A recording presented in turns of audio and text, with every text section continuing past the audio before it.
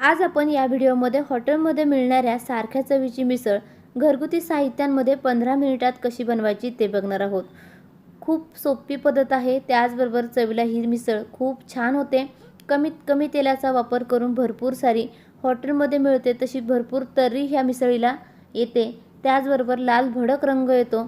जास्त मेहनत न घेता कमी मेहनतीत घरगुती साहित्यांमध्ये 15 मिनिटात ही मिसळ बनवून तयार होते। रेसिपी नेहमीप्रमाणेच खूप सोप्या पद्धतीने तुमच्याबरोबर शेअर केलेली आहे, तरी व्हिडिओ शेवटपर्यंत नक्की पहा। चला तर मग रेसिपीला सुरुवात करूया। 7 ते 8 लोकांकरता ही मिसळ आज आपण बनवत आहोत। त्याकरता मीडियम साईज 4 कांदे उभ्या स्लाइसमध्ये कट करून घेतलेले आहेत। एका तव्यामध्ये अर्धा चमचा तेल टाकून घेतलेला आहे। पोहे खाण्याचा जो चमचा असतो साधारण अर्धा चमचा घेतलेला आहे। त्यामध्ये हा कांदा आपल्याला चांगला परतून घ्यायचा आहे। कांदा टोमॅटोची आपण अशीच कच्ची प्युरी करून टाकली तर त्याचा मिसळीमध्ये एकदम उग्र वास येतो।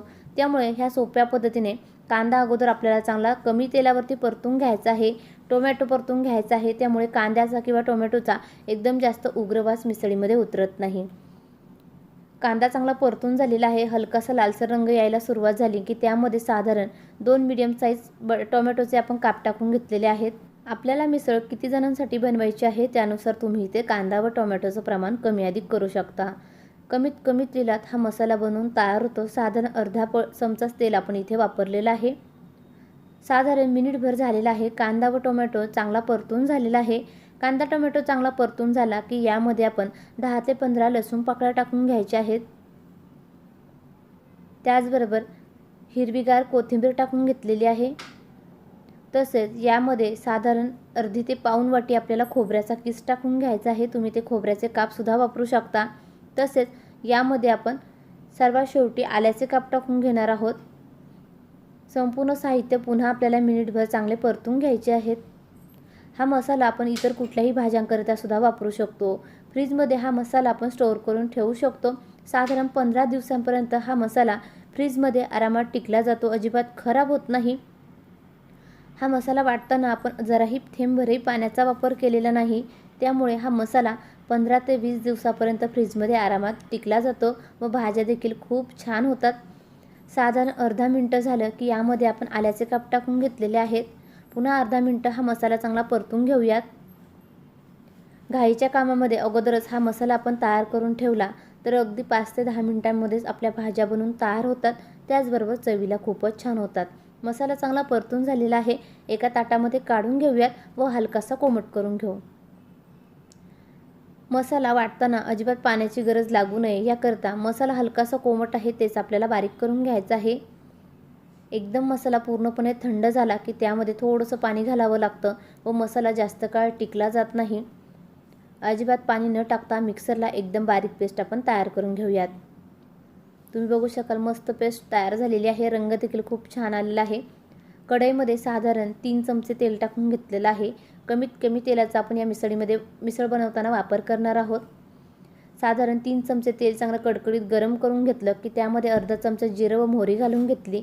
जिरं मोहरी चांगली तडतडली की त्यामध्ये आपण तयार करून घेतलेला वाटण टाकून घेतलेलं आहे। त्याचबरोबर 15 ते 20 फ्रेश कढीपत्त्याची पानं टाकून घेतलेली आहे।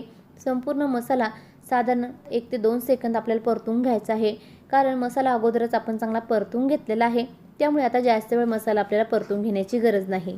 साधारण 1 ते 2 सेकंद मसाला चांगला परतून झाला की यामध्ये 2 चमचे आपण मिसळ मसाला टाकून घेतलेला आहे। आपल्याला मिसळ कितपत बनवायची आहे त्यानुसार हा मसाला तुम्ही ते कमी अधिक करू शकता। मिसळ बनवण्यासाठी अजिबात मी कुठलेही मसाले वापरलेले नाहीत, फक्त मसाला व मीठ टाकून घेतलेलं आहे। मसाला चांगला या वाटणामध्ये मिक्स करून घ्यायचा आहे। छान कडेने तेल सुटेपर्यंत मसाला परतून घेऊयात। खूप छान रंग आलेला आहे। आपण यामध्ये अजिबात कुठलाही जास्तीचा मसाला वापरलेला नाही, फक्त मिसळ मसाला व मीठ टाकून घेतलेला आहे। तर देखील तुम्ही बघू शकाल छान रंग आलेला आहे, एकदम लाल भडक। मिसळीला एकदम लाल भडक रंग येण्याकरता तुम्ही ते लाल तिखट वापरू शकता किंवा बॅडगी मिरची पावडर वापरू शकता। मिसळ बनवण्यासाठी आपण अगोदरच मटकी चांगली कुकरला 3 शिट्ट्या काढून शिजवून घेतलेली आहे। मसाला चांगला परतून झाला, छान कडेने तेल सुटलं की त्यामध्ये मटकी व त्यासोबतचं संपूर्ण पाणी आपण टाकून घ्यायचं आहे। शक्यतो इथे गरम पाण्याचा वापर करायचा आहे। मटकी मी मसाला तयार करून घेण्याच्या अगोदर शिजवण्यासाठी ठेवलेली होती, त्यामुळे एकदम गरम पाणी आहे व मटकी देखील खूप गरम आहे।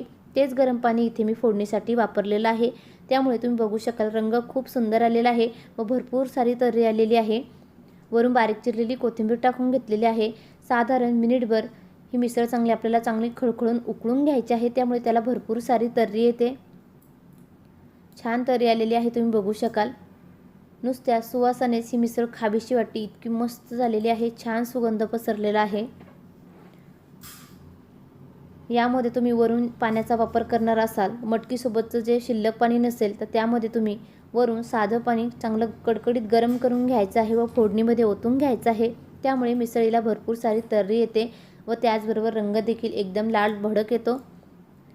साधारण मिनिटभर झालेला आहे। मटकी चांगली खळखळून आपण उकळून घेतलेली आहे। खूप सोप्या पद्धतीने घरातील मोजक्या साहित्यांचा वापर करून कमीत कमी साहित्यांमध्ये हॉटेलसारखी मिसळ आज आपण बनवलेली आहे। मिसळ आपण एका ताटामध्ये सर्व करूया। तुम्ही देखील माझ्या पद्धतीने घरगुती साहित्यांमध्ये घाईच्या कामामध्ये अगदी 15 मिनिटात ही मिसळ एकदा नक्की बनवून पहा। खूप छान होते, चवीला अगदी हॉटेलमध्ये मिळते त्याच चवीची मिसळ घरगुती साहित्यांमध्ये परफेक्ट होते।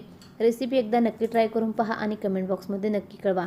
आपल्या चॅनलवरील व्हिडिओज तुम्हाला पाहायला आवडत असतील तर चॅनलला सबस्क्राईब करा, व्हिडिओला लाईक करा। भेटूया अशीच एक नवीन रेसिपी घेऊन पुढच्या व्हिडिओमध्ये। धन्यवाद।